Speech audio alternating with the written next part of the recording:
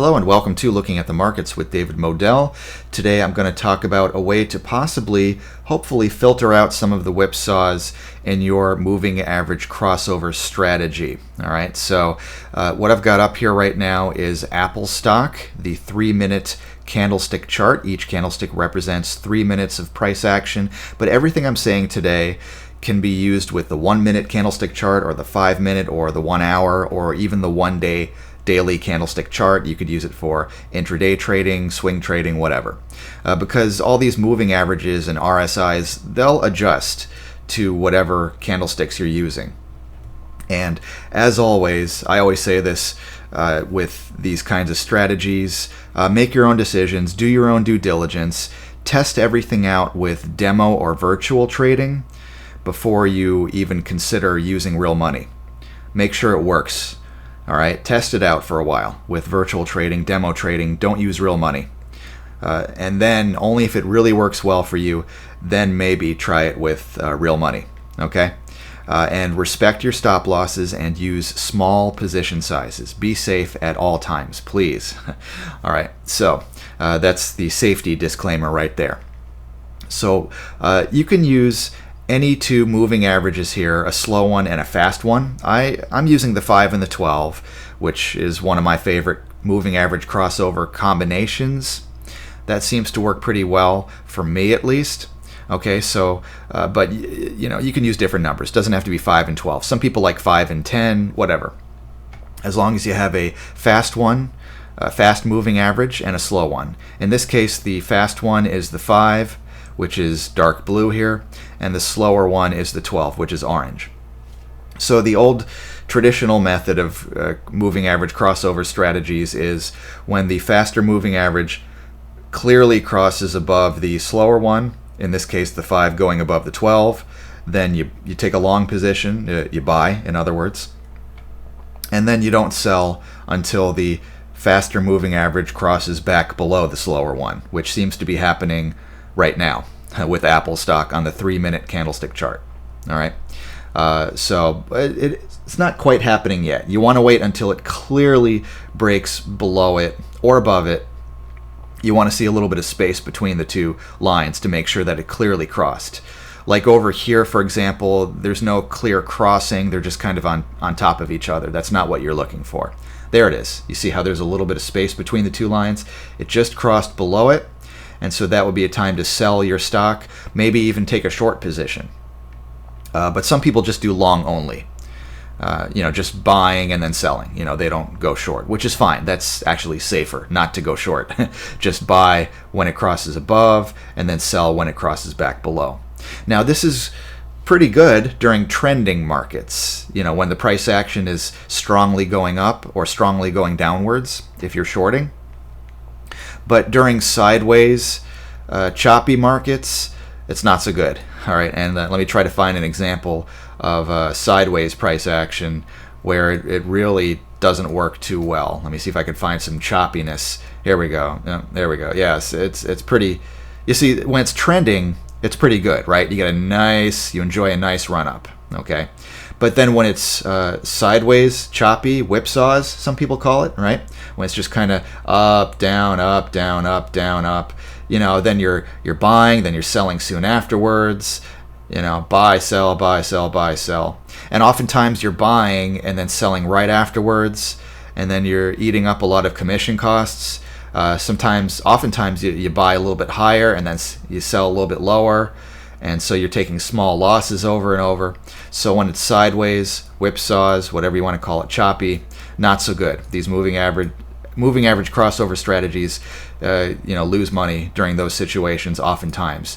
And so you're really counting on those big run-ups to make money.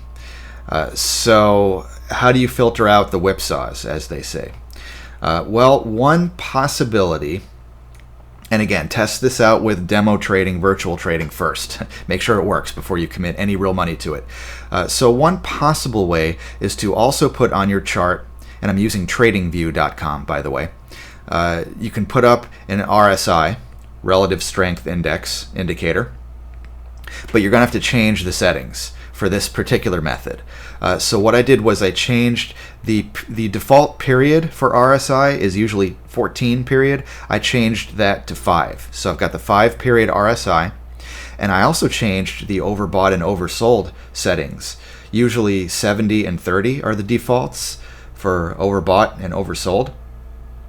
I changed them to 60 and 40 instead of 70 and 30, 60 and 40. All right, so you got to change a lot of the settings here.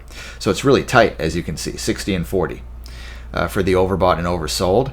And so we're going to add an additional rule here. Before, the rules were just when the fast line goes above the slow line, you buy. And then when it crosses back below the slow line, you sell. Maybe you go short also. So those were the rules before. Now we're going to add additional rules. The additional rule here is don't buy anything unless the RSI line is above 60. All right, and don't sell anything unless the RSI line is below 40.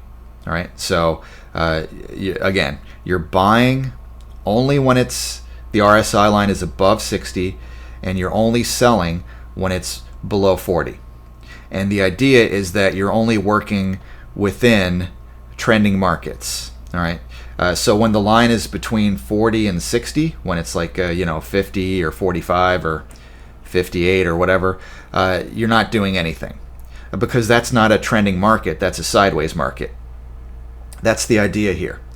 So when the RSI is above 60 or below 40, then it's more of a trending market, less of a sideways market. And so that's a rule you can add to your moving average crossover system to try to help filter out the whipsaws, the choppy market, the indecisive market. You want a more decisive, more trending market, and so you're adding these rules. And so let's say you get a crossover here, right? And so here the RSI was at that moment above 60 a little bit at that time, so you could have bought then. Okay, whereas if the this purple line here, the RSI, if it were in the shaded area between 40 and 60 or below 40 even, then you wouldn't have bought despite the crossover. Okay, you would have waited until both those conditions were true. You would have waited until the RSI was indeed above 60 and the crossover was in effect. And so you have to be a little bit more patient. All right, and then you wouldn't have sold for example right here when it went below, but at that time, let's see what happened at that time. I don't remember, but you would have looked down here. Looks like it would have been in the shaded area, I think. I don't remember. This was a few minutes ago. I wasn't watching carefully. But if the RSI line was below 40 when that cross under happened, then you could have sold. But if it was in the shaded area, you wouldn't have done it, because then you just got that choppy sideways action. Not a time to get out necessarily. Okay. But let's say the crossover was in effect, and then the RSI line soon afterwards went below 40, yeah, then you could have sold then, because both conditions would have been true. All right, so I hope this is helpful. This is a way to filter out, hopefully, some of the sideways action, which we're kind of getting right now in Apple. All right, and as we learned today, you got to watch it carefully, because the RSI can be below and then out of the shaded area and then pop right back above it, and so you got to watch it. I wasn't watching carefully because I was trying to teach the method and make the video, and so you got to be aware of both things. You got to watch both at the same time. Okay. So, and test it out on your own. I mean, the RSI doesn't have to be 5. You don't have to use 60 and 40. You can try different numbers. This is just a combination that I've been watching for a little while, and these numbers seem to work out pretty well for me. All right. So if you want more help with this, I do offer coaching. You can email me for the coaching at davidmodell@gmail.com. And if you like this video, please give it a thumbs up on YouTube. Subscribe if you haven't done it yet. Hit that notification bell on YouTube. That way you can be notified whenever I put out more videos like this one. Thank you so much for watching and listening. I'll talk to you again soon.